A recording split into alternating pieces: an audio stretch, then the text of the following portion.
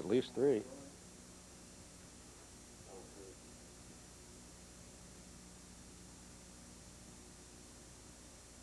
We're okay.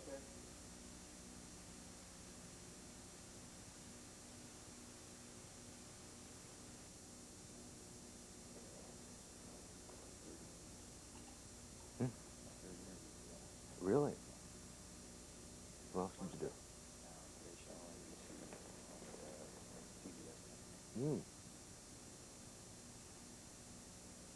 I wonder when the Today Show's going to air any of that stuff. I watched for it the other day.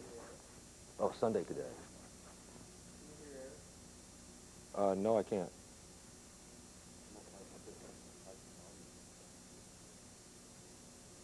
I heard Bernie, but I don't hear air now.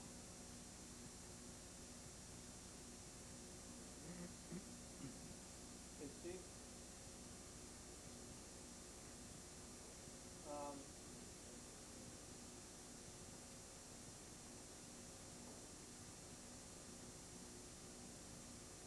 I was going to say, I don't have my ISP. Mickey Leland thing up full. Nobody's narrating. Yeah, is it Mickey Leland thing up full? Nobody's narrating. You don't hear it on ISP. No, I don't hear anything on ISP. But I heard Bernie fine.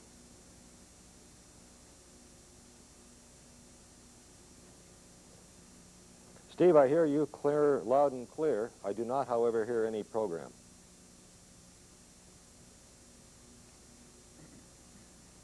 He hears you fine. But no program. Yeah, he's hearing you fine. There's no programming at this point.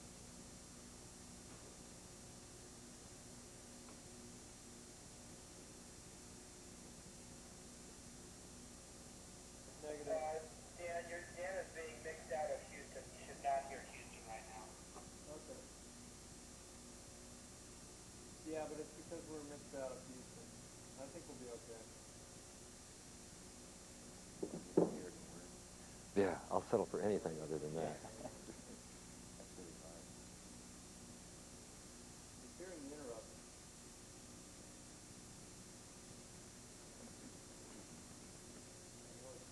No. We don't hear anything.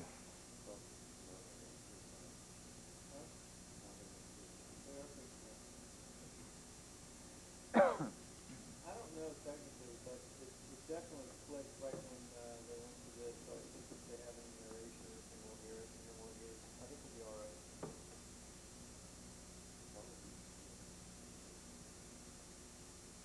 But we hear you fine on the interrupt, so I think we'll be okay.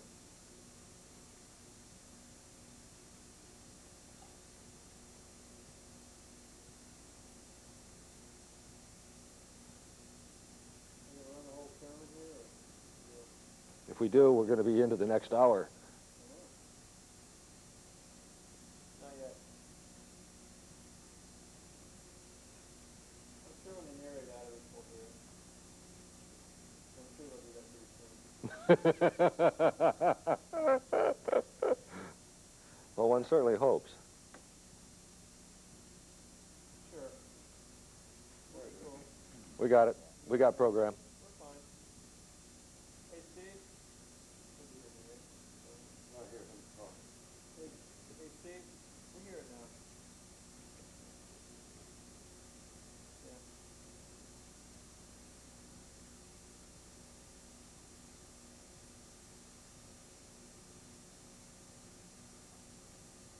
Oh, we want to hear the sermon. We want to hear the whole thing.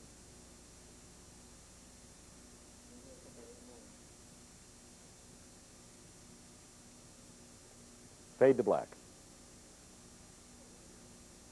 Don't let Jesse start or we'll be on for the next hour. Jesse gets up there, it's all over. Okay. Don't let Jesse start talking.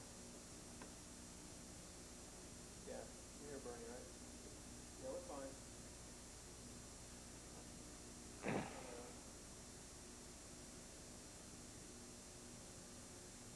Not all of the news from the Voyager spacecraft comes back in the form of pictures. Today's major announcement, in fact, involves something the human eye cannot see at all. Neptune was magnetic field. Yeah, it's like, Until now, scientists can only speculate about whether or not Neptune had. the reason why it's so,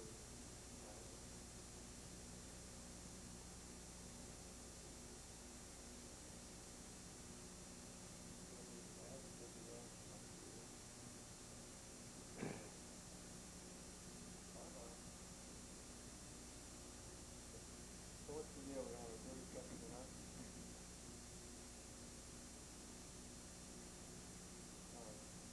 Now, all the news in the Voyager spacecraft comes back in the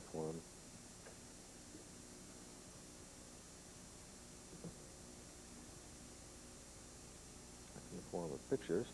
Today's major announcement involves something the human eye cannot see at all. 1 minute. We're gonna do a medical thing now. Response is very fast. Glad you got here early. We have to get Rich on tonight. Yes. So they're gonna boot us out of JPL. Or actually, we're just gonna leave. Embarrassing. And furthermore, we won't get any new pictures. Good. Remember, good fact, it's an amateur, okay? Use the pictures. And he's been very busy with his little Kodak Instamatic up there. That's a long way to photomat.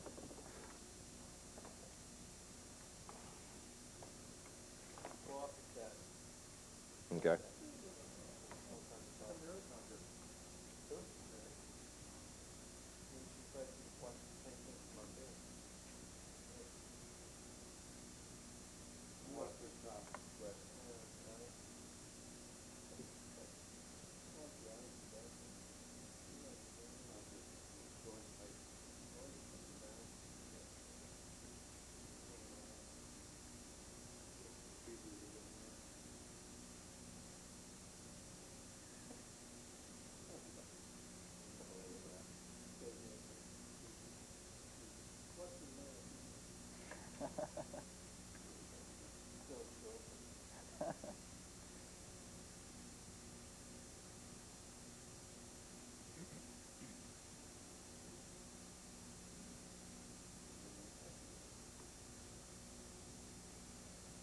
Yeah.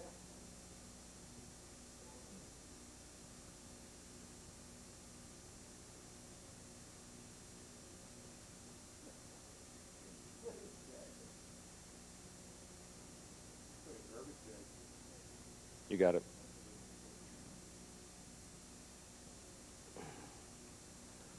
Not all of the news from the Voyager spacecraft comes back in the form of pictures. Today's major announcement, for example, involves something that the human eye cannot see at all. Neptune's magnetic, the human eye cannot see at all, Neptune's magnetic field. Until now, scientists could only speculate about whether or not Neptune had a magnetic field. Now they know the answer. That answer is yes. In fact, Neptune's magnetic field appears to be about the same strength as that around our own Earth, or around its sister outer planet, Uranus. It may also be similar to the magnetic field seen at Jupiter. A magnetic field is a bit like, Yeah, you know what time it's coming up here? they know that the roll cue for the animation is the reference to Jupiter. It may be similar to the magnetic field. It may be similar as the roll cue to Jupiter, to the animation. Roll cue for the animation. The magnetism It may be similar. may be similar. For the magnetism phase, it may be similar. Okay. How do you feel?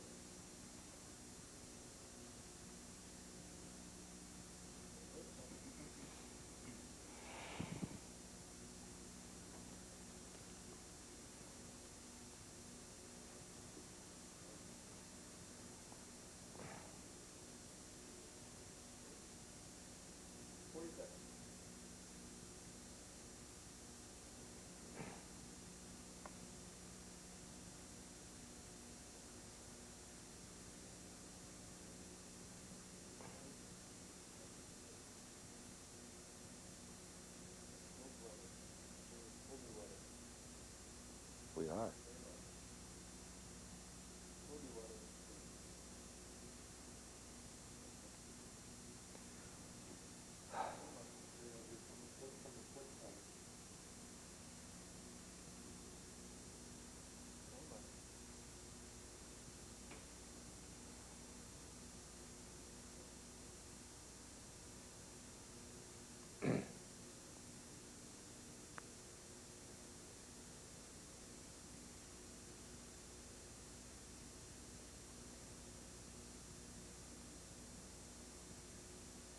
Bernie, not all of the news from the Voyager spacecraft comes back in the form of pictures. Today's major announcement involves something the human eye cannot see at all: Neptune's magnetic field. Until today, scientists could only speculate about whether or not Neptune indeed had a magnetic field. Now they know the answer, and the answer is yes. It appears that Neptune does have a magnetic field about as strong as that around our Earth or around Neptune's sister outer planet Uranus. Its magnetic field also may be similar to that seen at Jupiter. A magnetic field is a bit like a girdle of forces which circles a planet. Its presence suggests the possibility of aurora, like our northern lights and other phenomena, at Neptune. So far, only two planets, Mars and Venus, are known not to have magnetic fields. With me now is Voyager scientist Rich Terrell. Dr. Terrell, why is a magnetic field important? Why do we care that there's one at Neptune? Well, a magnetic field tells us about what's going on the inside of the planet. For instance, knowledge of how the magnetic field varies as a function of time tells us how quickly the core of the planet is rotating.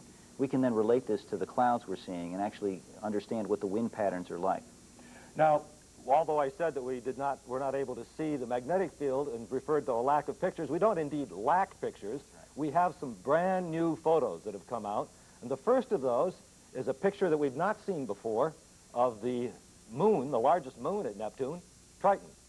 Right. This picture has detail that we're seeing for the first time, detail which appears to change as Triton shows a different face to us. This can mean several things. One is we know that Triton has an atmosphere, so we may be looking at clouds. We may be seeing down to the surface, or we may be seeing some combination, such as valleys filled with fog. Which is the best of those options? I personally think the best would be to see the surface. I think that would be the most exciting thing, to see a very large moon that could have a surface which has been modified by its atmosphere. Now, we also have another picture, and it is the latest color picture of Neptune itself. And I referred to it previously in one of our other broadcasts as a gee whiz kind of thing, and it is, isn't it? It's a spectacular picture. It shows these bright, wispy clouds reminiscent of cirrus clouds on Earth. It shows a great dark spot reminiscent of the great red spot on Jupiter. It also shows stratigraphy. It looks like the clouds overlie the great dark spot. It's got the color of Earth. It's like a combination of the prettiest views of all the planets. Now, that dark spot, the top of it, I understand that's about as big a storm as the entire planet Earth. That's right. The length of that dark spot is about the diameter of the Earth. And what are we seeing at the South Pole there? Are those just those white wispy clouds at the bottom, and right above that's a dark band? That's right. Those are other wispy clouds that we're seeing rotating much faster than the other material. Do you know what that dark band at the bottom is yet? I know you guys have been looking at it real hard. No, it's probably similar to the kinds of belt and zone structures that we've seen on some of the other planets. We'll have to get closer to get a better view of it, though. Dr. Terrell, thank you very much for joining us. We'll have more live coverage of Voyager's encounter with Neptune throughout the entire encounter period. I'm Dan Blackburn, CNN Live at the Jet Propulsion Laboratory in Pasadena.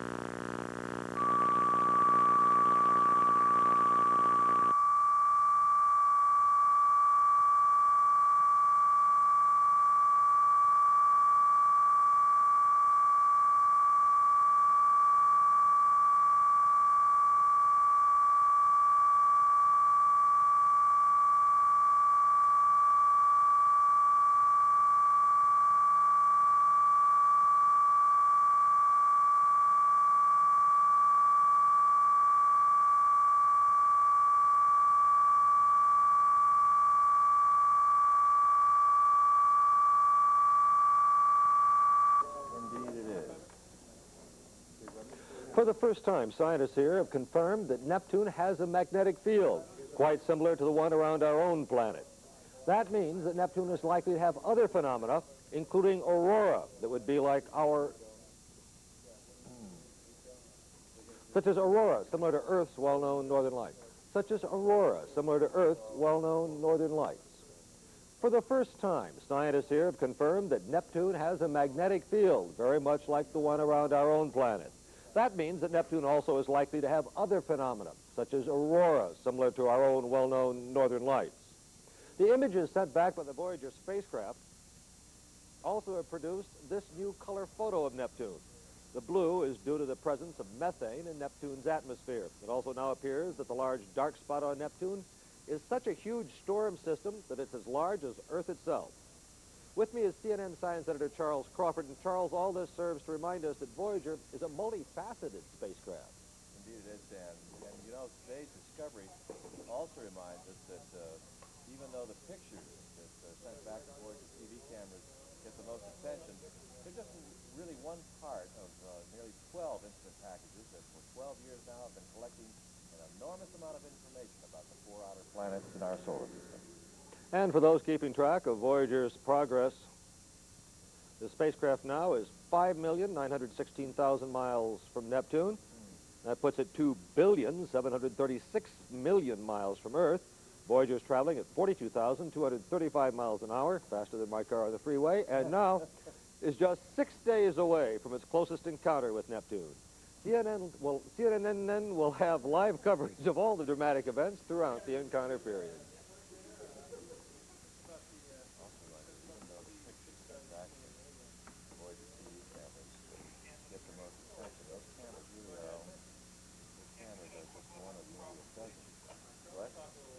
Those cameras are just one of nearly a dozen instrument packages that for 12 years now have been sending back an enormous amount of information about 4 outer planets in our solar system. Okay, my IFB level is a little low. I've got it cranked wide open and I'm there at the lower threshold. I don't hear anything on mine. Okay. Am I supposed to be hearing something? They say that my audio is much hotter than Charles' audio coming out. My mic is much hotter than Charles.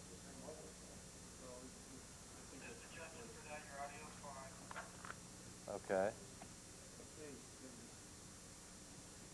For the first time, scientists here have confirmed that Neptune has a magnetic field, similar, in fact, to the one around our own planet.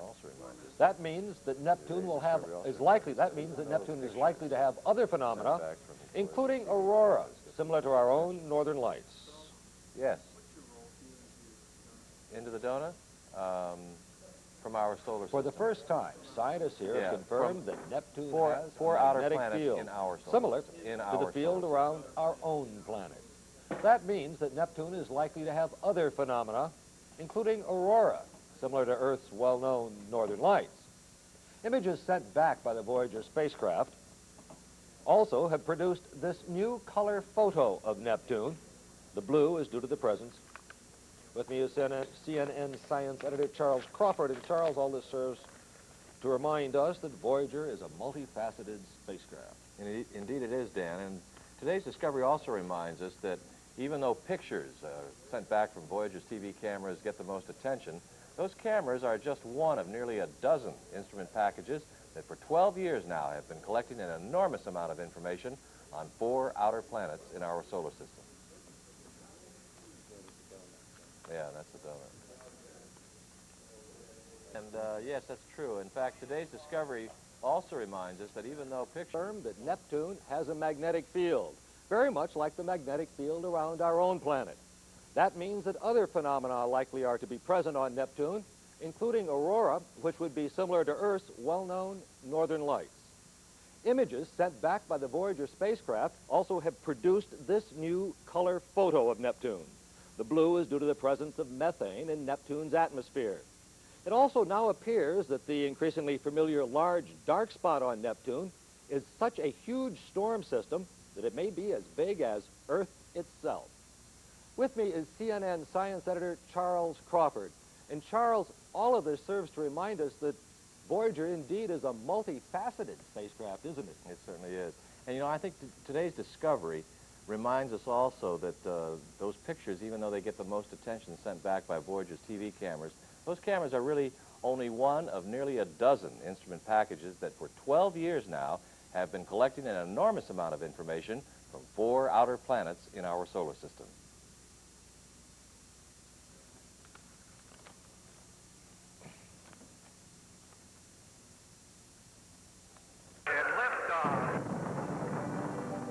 We're seeing structures. Oh, we were surprised. Surface We expected characteristics. this body to be rather like the moon.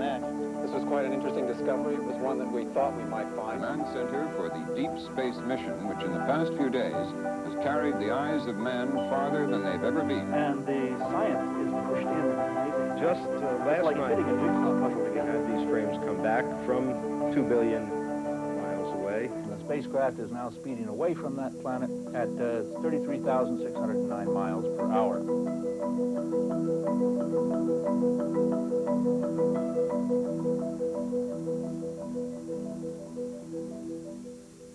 Good morning. Welcome to Voyager Update. I'm Al Hibbs, and I'm one of many people that will be keeping you informed for the next 9 days as Voyager 2 spacecraft has its last encounter with one of the known planets, Neptune. It's 9 a.m. Pacific Daylight Time now, and the Voyager spacecraft is 4,413,000,000 kilometers, or 2,742,000,000 miles, above the cloud tops of Neptune, and it's falling toward the planet at a speed of 37,461 miles per hour. The history of the Voyager spacecraft and their accomplishments to date are certainly worth a little review in this first Voyager update. Both the Voyager spacecraft were launched in 1977 and returned over 5 trillion bits of information to scientists here on Earth. If every bit were a dollar, that's a national debt. Some highlights of the mission to date have been Jupiter, the biggest planet in the solar system with the famous red spot and all the other weather patterns.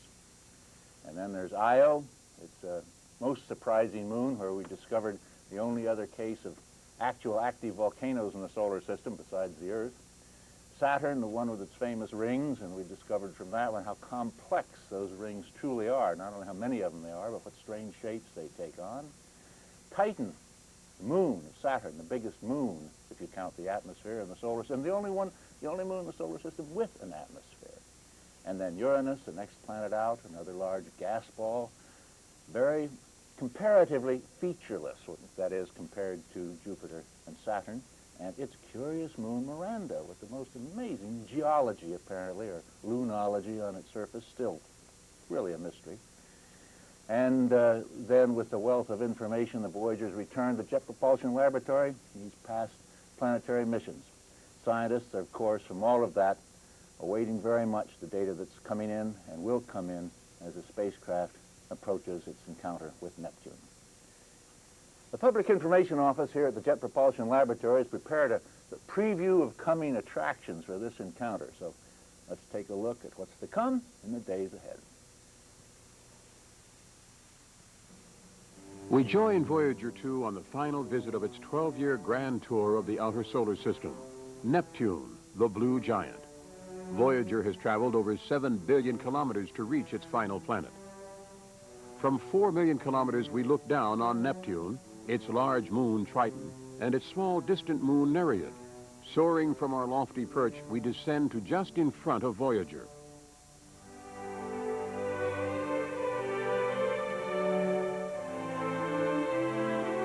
The spacecraft camera pans left to Nereid, about which almost nothing is known. These are the best images Voyager will take of the moon. Nereid is so small that we must take animator's license, zooming in by a factor of 20 to reveal its features. As the observation concludes, we pan back to Neptune.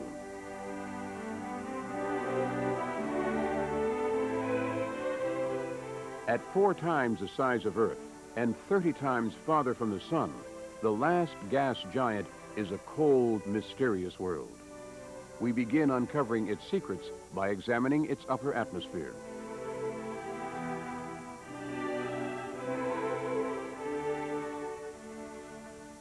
Neptune may possess partial rings called ring arcs, the likes of which have never been seen before.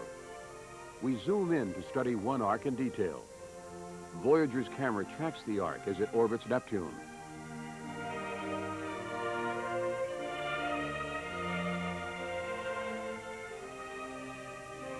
Observing how ring particles deflect incoming starlight is the most sensitive ring study technique known to man.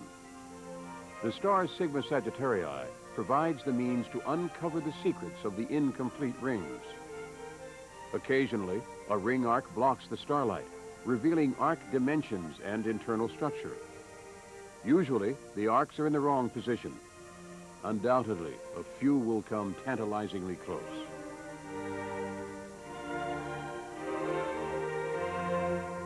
About an hour before closest approach, we pass immediately above the ring arc region. As Voyager makes the traverse, it measures and records multitudes of tiny ring particle impacts.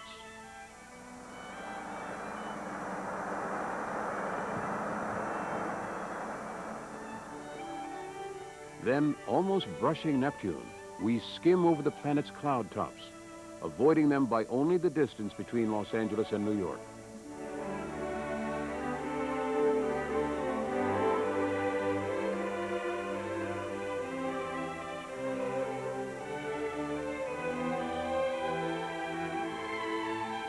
The spacecraft rolls to realign its instruments.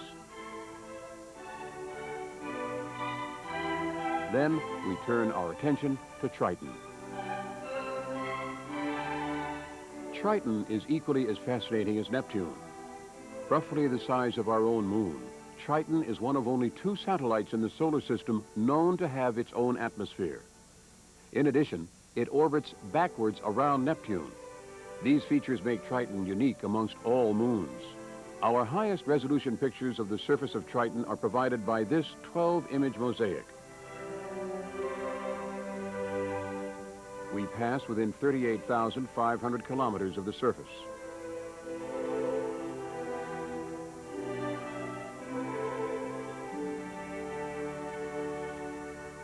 Triton occults the sun and Earth, providing the opportunity to probe the moon's atmosphere and to measure its diameter. After rolling to the star Canopus, we take a departing wide-angle crescent shot of the sunlit south pole of Triton. The first grand tour has ended, but Voyager's legacy will continue as it ventures beyond the solar system into the vastness of interstellar space. There, having paced upon the heavens overhead, it hides its face amidst a crowd of stars. One of the regular features we'll be bringing you each morning on Voyager Update will be a health report on the spacecraft, and for this information, we'll be turning to Lanny Miller from the Flight Engineering Office. And Lanny, well, what is the general health of the spacecraft? It's very good. How about all the difficulties that we've had for years and years, like after Saturn we had the sticky hinge in the scan platform? How's that stand? It's operating normally. We test it periodically by various means to make sure that it's slewing normally, and we've had no problems with it at all. Good. And then we had a difficulty for a long time with one of the receivers, only listened to one frequency instead of being able to tune itself. How does it stand now? It's operating in a stable fashion at this point. The thing that goes on with that particular receiver is that when you have any power change on the spacecraft, that tends to cause a temperature change in the receiver, and that shifts the frequency at which the receiver will respond to commands or any sort of uplinks from the ground. And so what we have to do is we have to determine that frequency anytime we have activities on the spacecraft that cause power shifts. So we have to account for all kinds of we have to compensate for all kinds of things in order to That's right. be able still to talk to it. We've, I believe, quite recently been going through a maneuver. Can you tell us about that? Yes.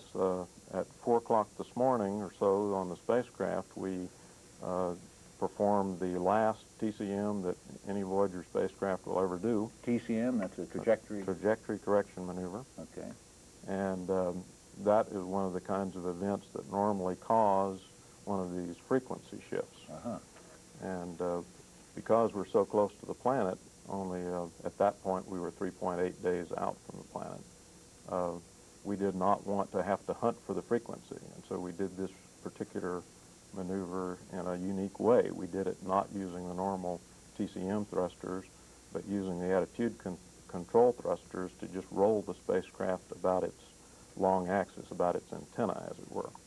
And when we do that, it causes less of a power change, and therefore will allow us to determine that frequency for commanding much more easily. But the attitude control thrusters have a lot less thrust, don't they, than the regular course correction? Well, these are very small maneuvers. This maneuver is 0.5 meter per second, which is a very small maneuver. Does this use up an appreciable fraction of the attitude control gas we have left? No, it doesn't. It's a very tiny fraction. And we do 4 of these turns that just move us sideways a little bit, because the attitude control thrusters on Voyager are not coupled, as engineers say. They're not compensated. There's just one single thruster that causes the torque that moves it, and so that imparts a little velocity to the spacecraft as well. So, although in some cases it's unfortunate that it's not compensated, in this case you used the fact. Yes, we used it. What was the purpose of the maneuver? The purpose of the maneuver was to tune up the aim point at Triton, which the flyby of Triton occurs after the flyby of Neptune. And it's important for science, for radio science and UVS and PPS experiments, the ultraviolet, the photopolarimeter experiments, to achieve an occultation with Triton so that they can look back through its atmosphere and determine the features of that atmosphere, the components of that atmosphere, if it has an atmosphere. So this was to make sure the spacecraft goes behind Triton on a very specific course, so when the radio looks back through the atmosphere of Triton, we'll know exactly where it is compared to Triton. That's right. Okay. Well, thank you very much. I'm glad to hear that all is well with the spacecraft. And by the way, the maneuver, the data's coming back from that now, as far as you know, everything went as planned? Yes, we know that it started at, the ground receipt of the start of the maneuver was at about 8:15 Pacific time this morning. So just before I came here, I saw that it started on time. It will end in a couple hours. And it's very long. It takes a long time to do these roll turns. They're very slow. They go at only very little thrust. 0.3 degrees per second, which is not very fast. Thank you very much. So, good to hear that all is well with the spacecraft, and we look forward to seeing you tomorrow. We're going to wind up the far encounter phase of the mission, so let's take a look at some of the images Voyager has already returned to Earth. And here is a recent, I think that's from the 18th of August, picture of Voyager in color, where you can make out very clearly the very strange weather patterns that have shown up as we get more and more detail.